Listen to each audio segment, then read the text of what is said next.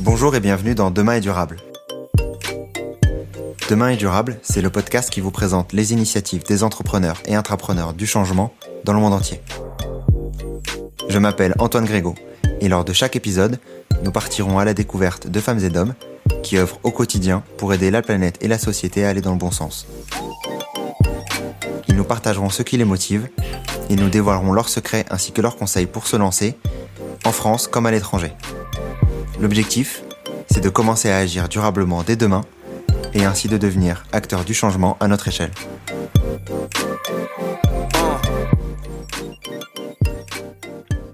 Aujourd'hui, je suis très content de recevoir Lisa Tietjembou, fondatrice et directrice de La Fabrique, un incubateur entièrement dédié à la co-construction d'entreprises sociales et responsables au Burkina Faso. Tous les entrepreneurs qu'on accompagne sont des gens qui, à un moment donné, ont dit non, ça ne me convient pas.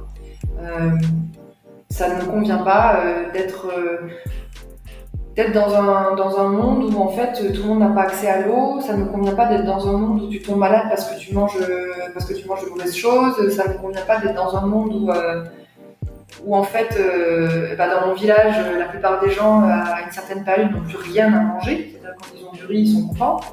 Ça ne me convient pas. C'est une véritable mine d'informations sur l'entrepreneuriat social au Burkina Faso.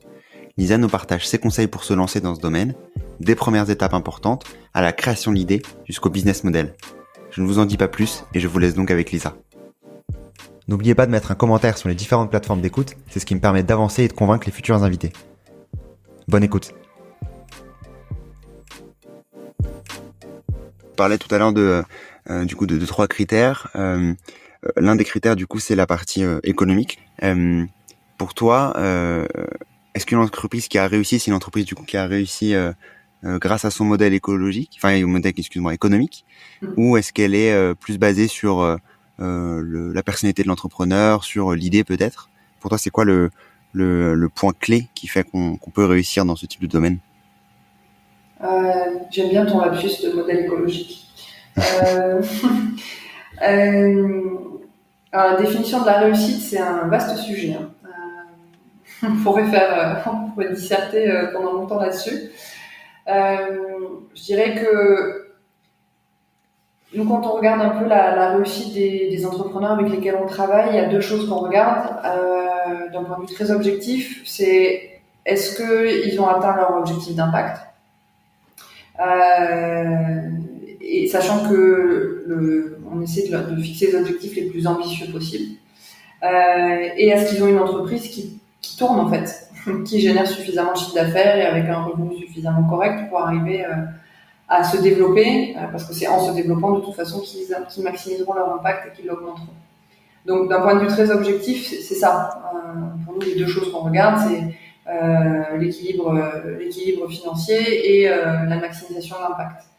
Après, avec chacun, on a une définition de la réussite qui est très différente. Et il y a quelque chose qui est essentiel, c'est la manière, je dirais, dont l'entrepreneur se sent.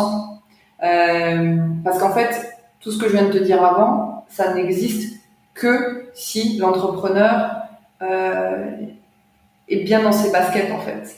C'est-à-dire qu'un entrepreneur qui est aligné avec lui-même, qui aligne, je dirais, à la fois ce qu'il a dans la tête, dans le cœur et dans les tripes, qui est vraiment profondément, si tu veux, à l'aise avec tout ça, c'est quelqu'un dont la force est décuplée et c'est quelqu'un pour qui il n'y a pas de limite.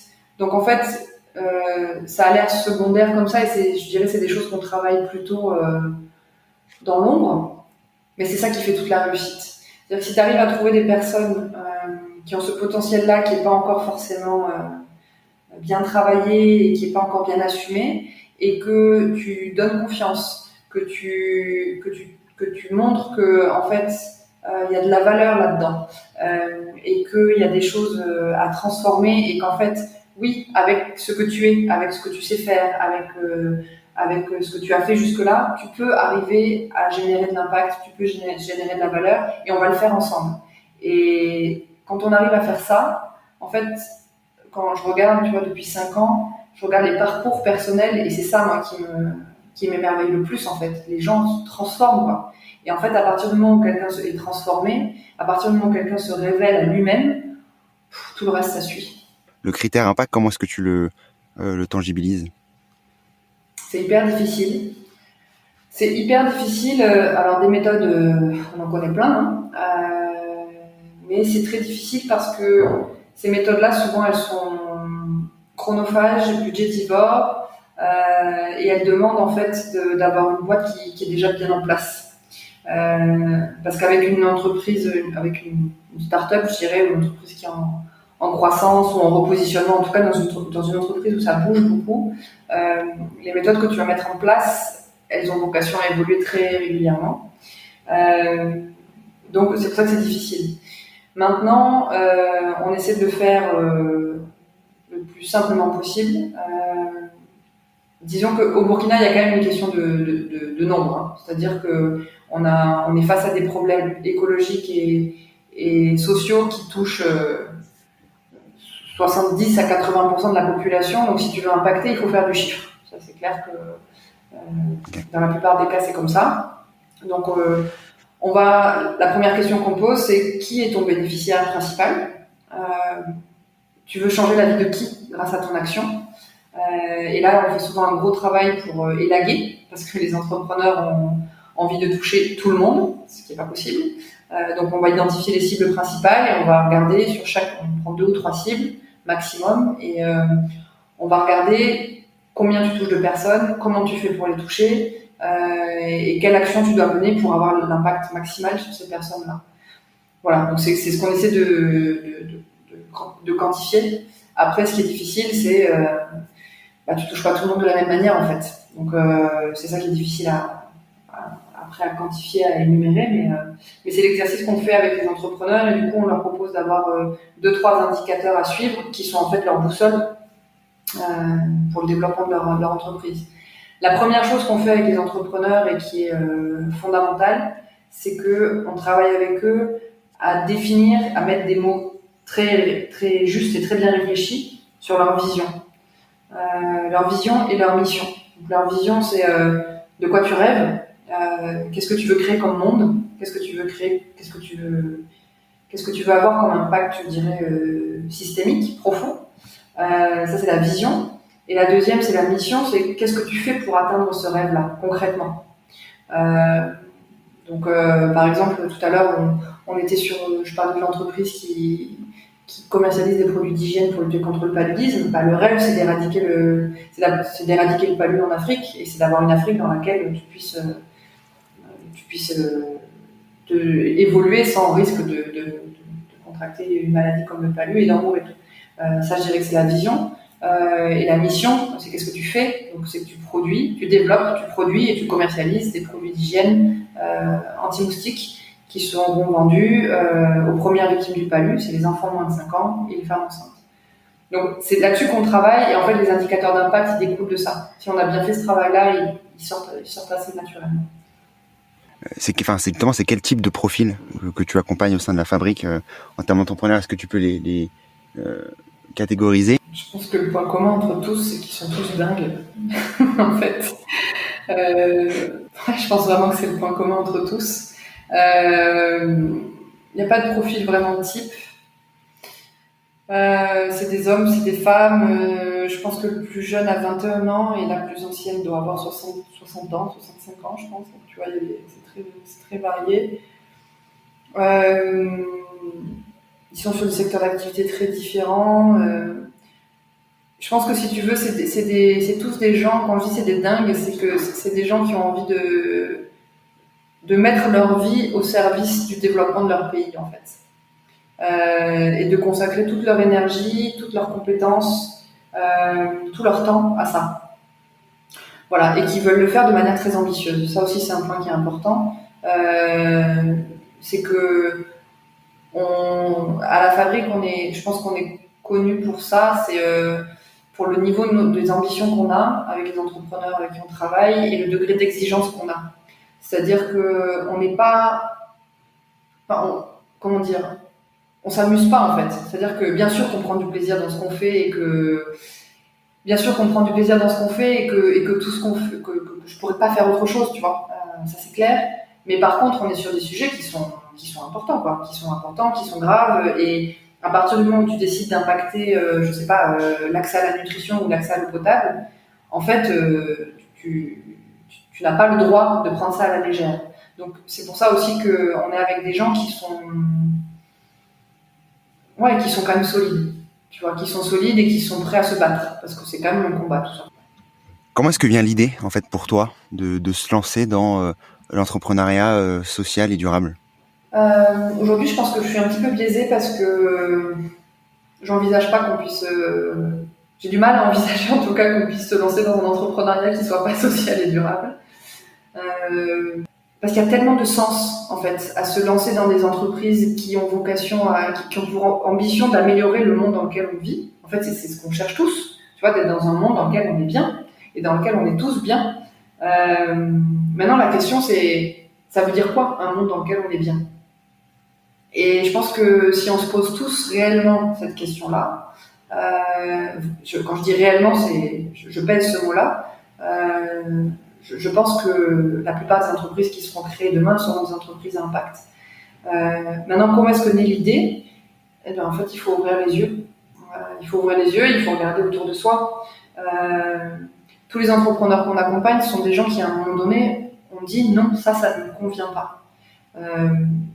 Ça ne me convient pas d'être dans un monde où en fait tout le monde n'a pas accès à l'eau. Ça ne me convient pas d'être dans un monde où tu tombes malade parce que tu manges de mauvaises choses. Ça ne me convient pas d'être dans un monde où en fait dans mon village la plupart des gens à une certaine période n'ont plus rien à manger. C'est-à-dire quand ils ont du riz ils sont contents.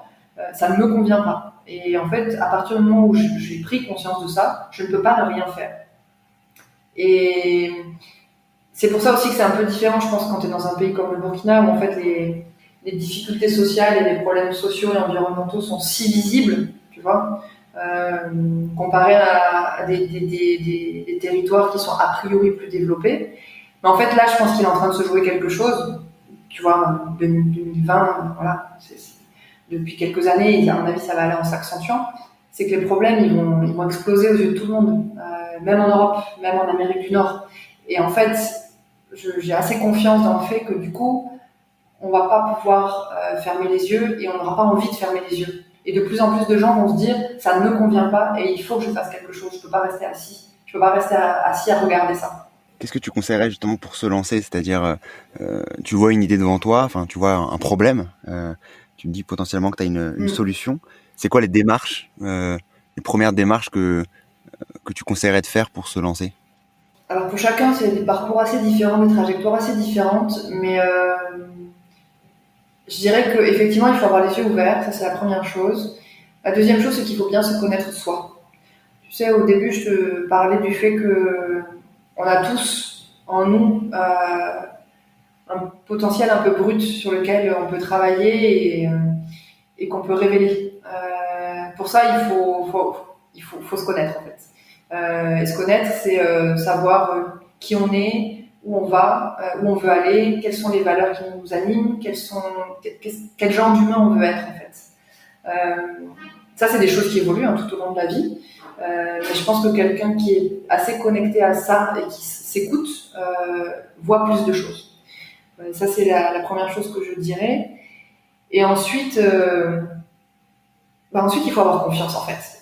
Parce que quand tu décides de te lancer dans l'entrepreneuriat social, ça peut faire peur parce que c'est hyper dur en fait. Parce que si les solutions étaient simples, on n'aurait pas de problème. Donc clairement, les modèles sont complexes, les sujets sont complexes. Donc ça peut faire un peu peur. Maintenant, je pense que si on est... Alors c'est peut-être un petit peu étrange de dire ça, mais si on est sur la bonne voie, dans tous les cas, ça va bien se passer en fait. Et pour ça, pour se rassurer là-dessus, il faut s'entourer. Il faut s'entourer, c'est pour ça que... c'est d'ailleurs pour ça que moi j'ai créé un incubateur, c'est pour permettre aux gens d'être mieux entourés. Moi, ce qui crée souvent les déclics, ça a pu le faire chez moi et ça peut le faire chez d'autres, c'est d'aller rencontrer des gens en fait, d'aller rencontrer des gens, de discuter avec des gens qui s'engagent,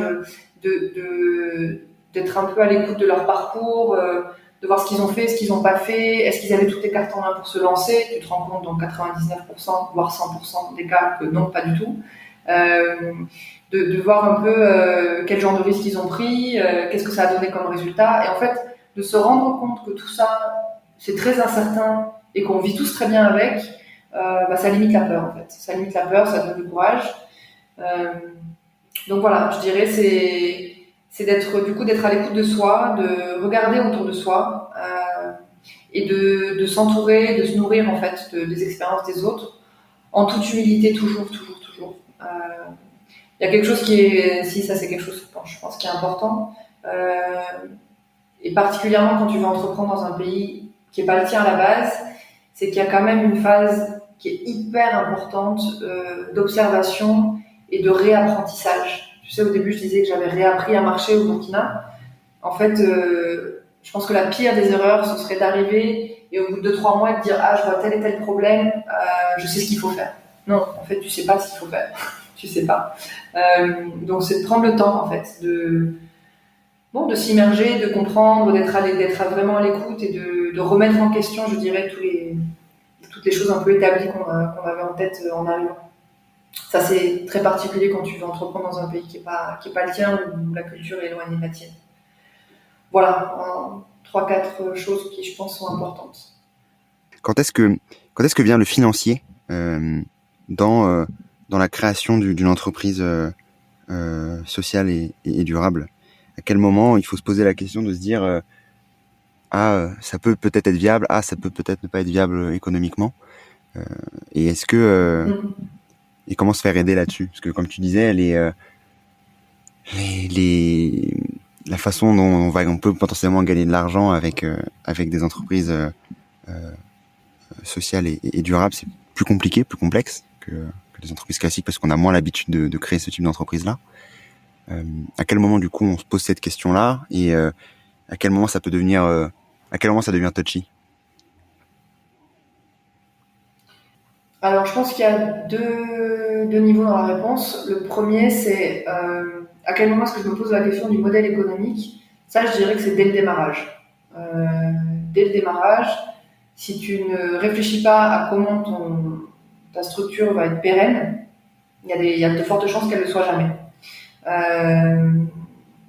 Donc ça, mais c'est d'un point de vue très théorique. Quel modèle économique je vais tester.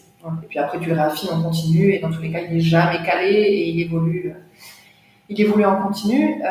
Deuxième niveau dans la réponse, à quel moment est-ce que j'ai besoin d'argent pour avancer? Et à quel moment se pose la question de combien j'ai besoin pour travailler? Ça, par contre, la plupart des entrepreneurs qui viennent me voir ont à l'esprit que c'est la clé pour démarrer, en disant sans argent, je ne peux pas commencer. Ça, c'est faux, je pense.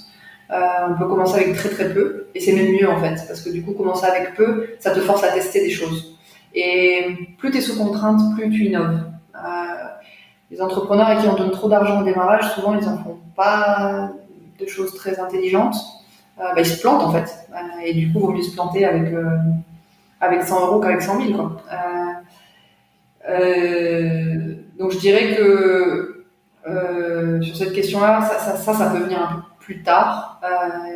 Et sur la recherche de financement, un projet intelligent qui est bien monté et qui impacte trouve des financements. Ça, j'ai pas de doute là-dessus en fait. Parce que je disais que il y a peu de financement sur l'entrepreneuriat d'un point de vue gouvernemental, etc. aujourd'hui, mais il y a beaucoup de choses qui sont en train de bouger sur ces logiques-là. Il y a de plus en plus d'organisations internationales qui réorientent une partie de leur financement sur des entreprises à impact, donc vers le secteur privé en fait, ce qui n'était pas le cas avant.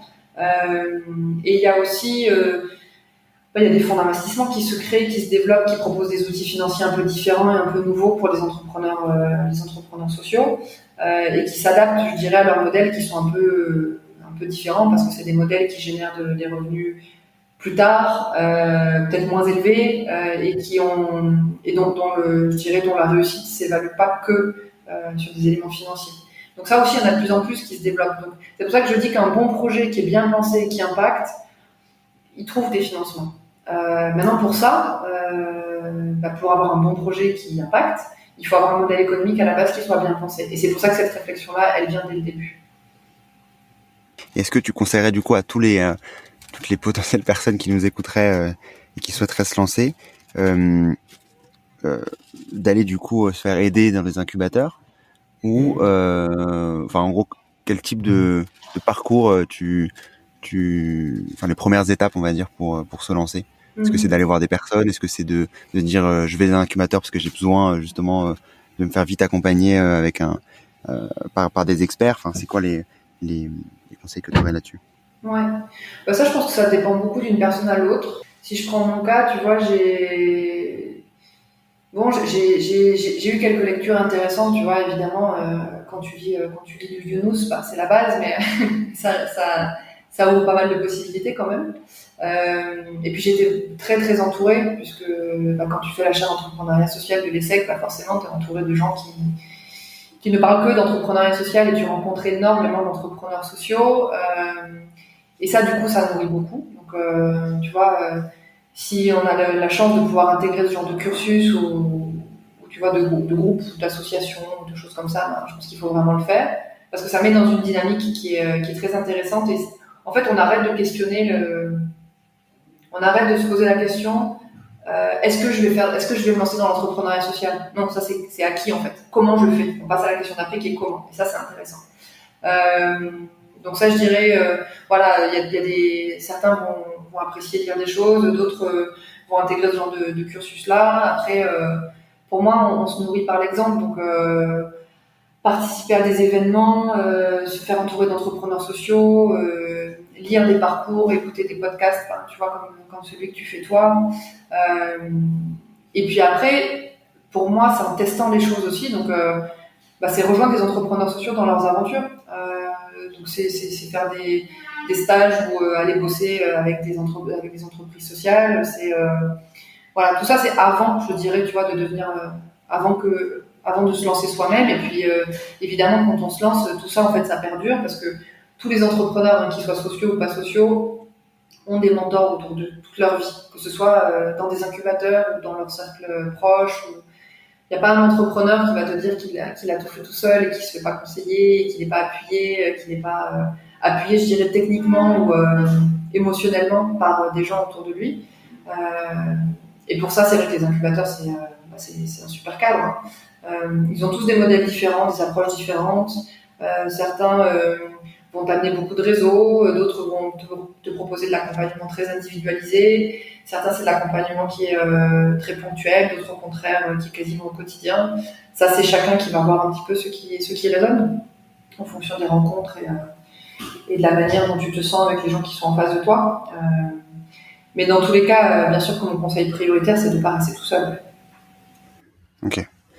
Donc peut-être de faire, enfin, soit d'aller créer son réseau, soit de rencontrer au moins des personnes au début pour essayer justement de se lancer, pour découvrir les problèmes via des solutions directement. Après, il y a des outils, hein. Il y a pas mal d'outils qui existent. Il y a aussi des gens qui sont rassurés quand il y a de la méthode, tu vois. Bah pour ça, il y a des MOOC qui sont très bien faits. Tous les MOOC de l'ESSEC, il y a toute une série de MOOC sur l'entrepreneuriat social qui sont très bien faits. Il y a des MOOC Ticket for Change aussi très bien faits. Donc il y en a plein aujourd'hui qui existent. Donc ça donne pas mal d'outils très pratiques. Il y a des ouvrages qui existent, hein, sur évidemment les classiques Business Model Canvas, ou ça c'est pas forcément dans l'entrepreneuriat social, mais c'est quand même assez structurant. Des bouquins comme L'entreprise sociale a aussi besoin d'un business plan, ça aussi ça donne pas mal de méthodes. Après, moi, il y a des livres aujourd'hui que j'aime beaucoup sur les nouvelles méthodes de management qui sont très adaptés sur nos sujets.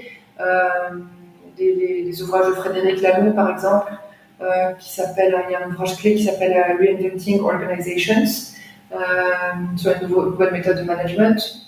Un autre qui s'appelle Liberté et compagnie, si je ne me trompe pas.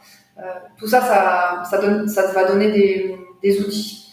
Il y en a un autre qui s'appelle Holacracy, qui est très bien fait aussi. En fait, tout ça, c'est des outils, je pense, dans lesquels qu'il faut connaître. Et puis après, tu vas piocher ce qui te parle. Tu vas piocher ce qui correspond à ce dont tu as besoin à un moment donné. Mais les déclics, en tout cas de fond, pour déclencher ton engagement, c'est pas l'outil qui te le donne, c'est la rencontre. Donc les deux sont importants, je pense. Merci beaucoup pour tous ces retours, Lisa. Je te propose d'arrêter là si ça te va. Merci en tout cas pour ton retour. Si les personnes souhaitent te contacter, j'imagine que les entreprises, les entrepreneurs que tu accompagnes sont à la base basés au Burkina Faso, mais si les personnes souhaitent faire un stage au sein de la fabrique ou autre, comment est-ce qu'ils pourraient te contacter? Oui, bien sûr. Effectivement, les entrepreneurs qu'on appuie développent leurs activités au Burkina, mais bon, rien n'est fermé. Pour nous contacter, le site de la fabrique, c'est lafabrique-bf comme burkinafaso.com. Du coup, il y a tous les contacts dessus. L'adresse mail, c'est contact@lafabrique-bf.com. Donc, faut pas hésiter à écrire sur cette adresse-là et à m'adresser même un mail qui me sera transmis sans problème. La page Facebook de la fabrique, qui s'appelle la fabrique BF, qui est accessible et sur laquelle on est aussi très, très réactif. Donc, dans tous les cas, moi, je suis toujours ravie de pouvoir discuter avec des gens qui se posent des questions, qui ont envie de s'engager ou qui ont envie de partager des expériences ou qui ont concrètement envie de travailler avec des entrepreneurs à impact. Je suis toujours dispo pour ça et je le fais avec plaisir, donc il ne faut pas hésiter. Merci d'avoir écouté cet épisode. J'espère que l'épisode vous a plu. Et si vous l'avez aimé, n'hésitez pas à partager le podcast autour de vous et à laisser un avis 5 étoiles sur les différentes plateformes d'écoute.